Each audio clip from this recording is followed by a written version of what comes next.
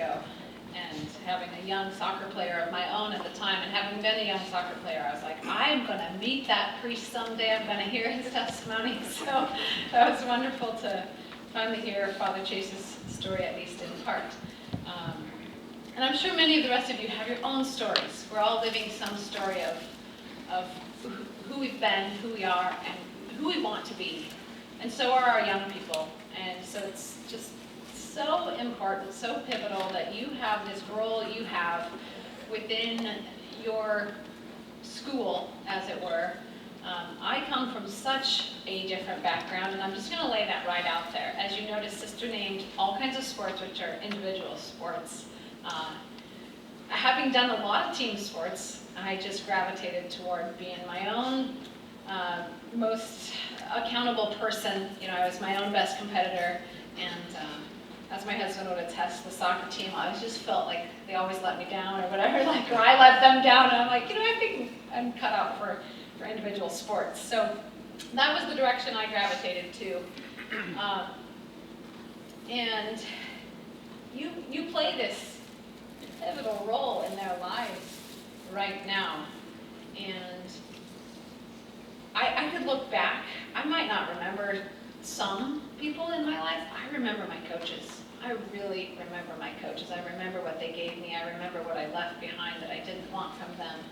And so we're going to dive into my story a little bit here and kind of see what my experience has been, because it's different. It's different than, say, Father Chase or Daryl, who have a team sport background. And I'll extract some of those differences for you. I want to just say we're beginning to lack the priority structure within sport that really realizes the hierarchy of faith, family, and fitness. And it's become very skewed, and I would say you probably even see that within Catholic schools. Where I live in Colorado, it's several hours to the first Catholic school, especially one that has full sports programs. And so it's not been my experience to live school of sports. But I'd say you probably see that too, that we are flipping our priorities on the head sometimes. And it's all about the athlete and what they can do and which ones can achieve, and not so much about bringing up everyone in virtue. I'm going to read a quote by Aristotle. He says, "Excellence is an art won by training and habituation.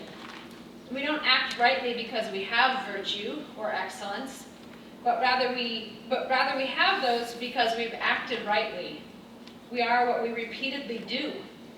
Our excellence then is not an act, but a habit." So you're with these kids a lot. You're on the brink of new seasons. Some of you are beginning in a matter of days.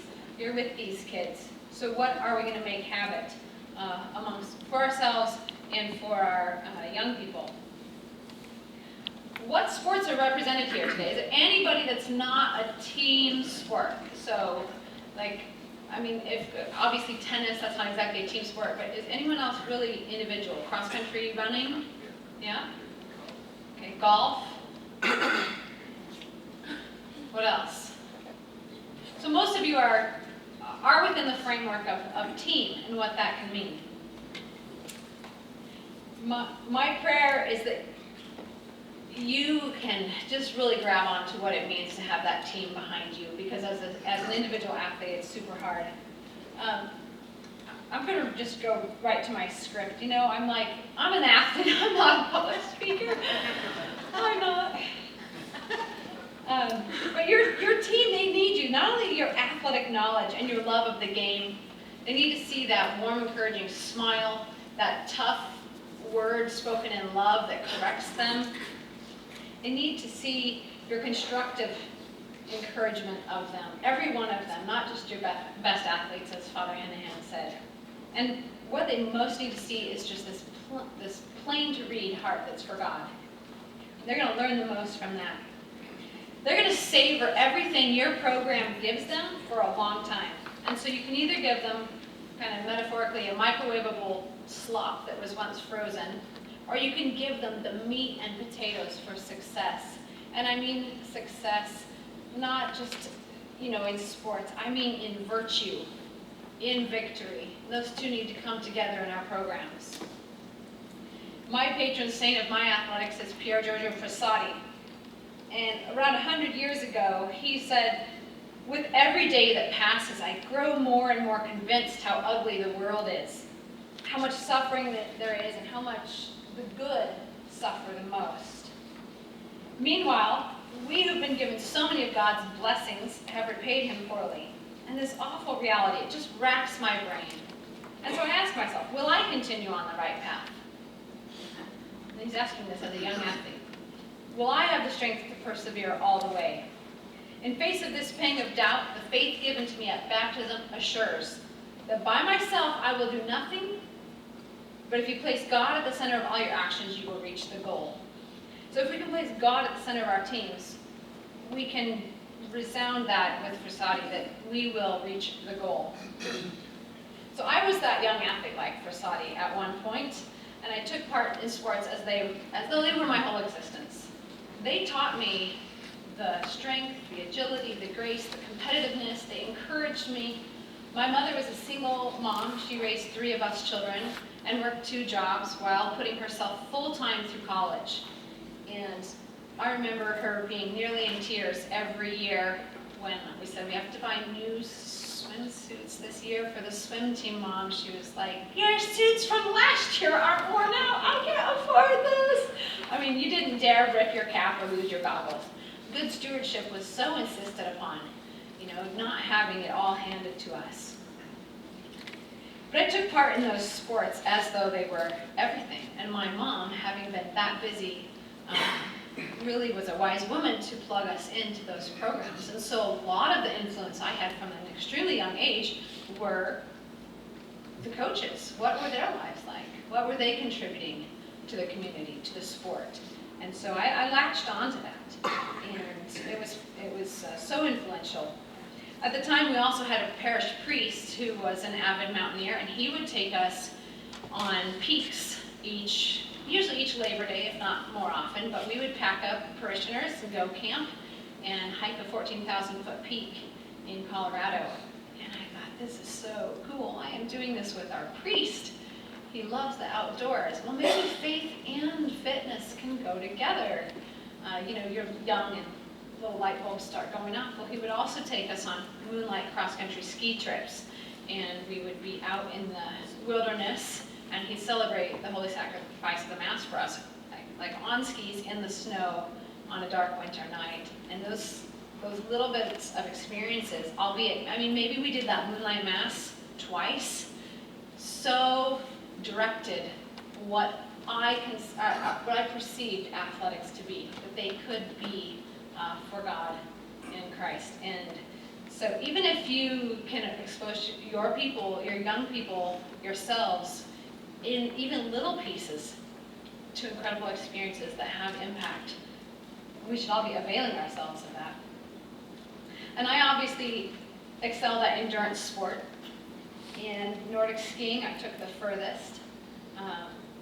My husband, we got married at a really young age. We were 19, just 19, and I'm always thinking, how did we not go his route? He was an incredible soccer player and hockey player, and I thought, gosh, we would have actually made some money doing this, maybe. You either do things for love or for money, right? We must have just loved cross-country skiing. But you do the things that speak to you at the level of the heart. And I love that my mom could participate in the athletics too. I was a competitive swimmer for 7 years, and I'd be there swimming, blah, blah, blah, blah, blah. I'm under the pool, my mom's just yelling her head off, and I didn't ever hear a word in 7 years. And I thought, I just love on the trails when I can hear my mom, when families can be so in support in a really healthy way. It pains me to go to hockey rinks now and see all these code of conducts and things it just shows where we're at with sport and how our participation and support in it has really gone awry, that we have to have all these literally moral rules of what you can and can't do while we're there to participate or support play. It's just unfortunate that we've come to that, but we have. Early on in my career then, I just was on this kind of accelerated track. I started skiing around the world at age 17, but that was challenging as much as it was a blessing, and I was homeschooled and I could go for weeks on end and not have to report back to school in just 2 short weeks or whatever. It was like living with the US ski team, always at their mercy, and finding myself unable to get to Mass, unable to really live an authentic Catholicism within the team. I felt like I was likened it to kind of like hungry lions prowling around, ready to devour the lone Christian on the team. And it challenged me in a way that I can't even tell you how painful it was to have teammates attack me, and not only teammates, but coaches. Why do you wear that gold unblossomed rose chastity ring? Why do you my brown scapular, why do you never take that off? What is that? And some questioned me in a loving way, but mostly it was these fierce challenges from teammates and coaches alike. And so that really escalated the feeling within sport for me. And I felt like the sport has become, or can become, like the new Colosseum, where it's like to put to death the faith of a Christian. And you guys are all coming from from Catholic schools. That's incredible. That's not the experience most of us get out, especially as individual athletes. You have support just built into the very fabric of where you're coaching. And I didn't have that. That was sorely lacking. And I was the only Catholic, and one time I had a Christian teammate. That was the greatest blessing. That was the greatest blessing to have one sister in Christ the whole time. My team thought I was crazy, much like Father Chase had to miss the evening team meal on Saturday night to make it to Vigil Mass. Didn't matter where we were at in the world. That was my opportunity to receive the bread of life, by which I would have life, arguably the most important team meal any of us will ever take part in. And they thought I was crazy. I come down in a long wool skirt, like past the knees. How do you make those still? Like all the way to the ankles in this case. My team thought, this teammate of ours, she's loony. She is she's a fanatic. I just was maligned, and part of me loved that. Part of me loved that. As Father said, we have to do something different. We have to be different. We are different on a lot of levels. And so part of me loved that being different, that acting different, going different places. And part of it was really hard because I always did it alone. And, there's just no sacred day anymore, right? We've got games on Sunday. Games on Sunday, this wouldn't even have occurred to the past generations. Play a sports game on Sunday morning? I just took my own son, my 13-year-old, talented young man. I just took him out of soccer this year. His coach kept scheduling games for 10 a.m. Sunday morning, over and over and over again.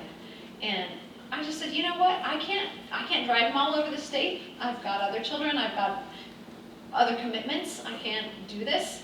And even the other families who mean well and say, I'll take your son or daughter, they can travel with us. It's like, but they're not going to accommodate for him to be spiritually nourished. And I cannot afford at this formative stage to send him the message that anything is more important than his team meal with his Holy Catholic Church, his universal church. That's what he's going to have forever. He might not play soccer out of middle school. He might not play it after high school. He might not play it after college. But he has his Catholic faith, and that is worth nourishing. That, to me, was worth pulling him out and saying, honey, we're going to refocus. We're going to look at athletics that can be done as a family from where we are. This is just my personal experience. I'm not saying it's right for any of you. It is for me, though, that I wasn't driving him always to a place, on the specific schedule of a coach and a team. Because for me, it was compromising our faith. So it's hard because now I have to wage the battle from the other end as a parent. And I ask myself, if it looks like we're doing everything the world is doing, we are. And if we act like it can demand anything of us, it can. A lot of us are still saying, the world says jump, we're still saying how high. The church says jump, we say, sorry, I got practice in 30 minutes. I've got a game. We build all kinds of excuses into our lives about why athletics are so important. So we're here today partly to reestablish the priority structure in case in any of your programs it has gotten out of whack. And I ask you to look in yourself and realize, what are you modeling for these young people? What has been the clear and consistent message you are sending them about faith, family, and fitness? Athletics, call it whatever synonym you want. I really can't stress enough how much we've got to build virtue. I think virtue is absolutely foundational. That's going to be our bedrock spot, or place to start. Who here has watched when the game stands tall? Oh, that's a scary few of you. Every one of you right now, take your pen in hand, pull your paper close, and write down when the game stands tall. It's the most incredible movie. I really only took it in 2 nights ago. It's about a Catholic high school team with 151. Oh man, we watched it kind of late at night. But winning streak. And it teaches the most valuable lesson. And I don't want you to write down that title of that movie. I'm not one to usually recommend media, but there is some worthy stuff out there. This is for you to share with your team. Absolutely, at the beginning of your sports season, because you can see when this team got too inflammatory in their pride on victory, what it did to them. When they were playing virtuous and with a brotherhood and sisterhood in their sport, they were just dominant, completely dominant.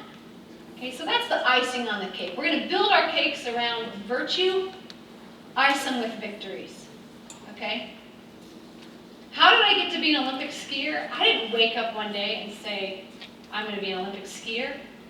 No, I woke up, I put my boots on the right feet, my skis underfoot, the right wax on, all the little things. That's the same thing. You're going to take these kids, yes, collectively a team, individually, look at them, listen to them.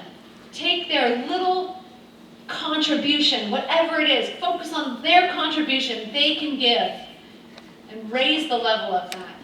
And collectively, if you can see them as like little sparks, you guys together can be a fire. Absolutely can be. Despite my focus and my formation, even when I was young, I still got it wrong at times. And I wanted to be so well liked by the world. Right? I wanted the podiums. I wanted the fame.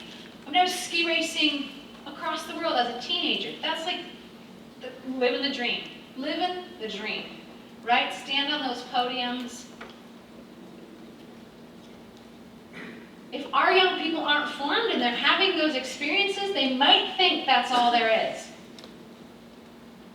It's really hard to think that it's all bottled up in just your sport participation, because I guarantee you, on those days and nights when you're challenged, I'm just going to share a tiny little story, and please don't be scandalized by this, but when one night, I'm reading The Joy of St. Francis in my bed late at night. We finished our week of ski racing in Austria.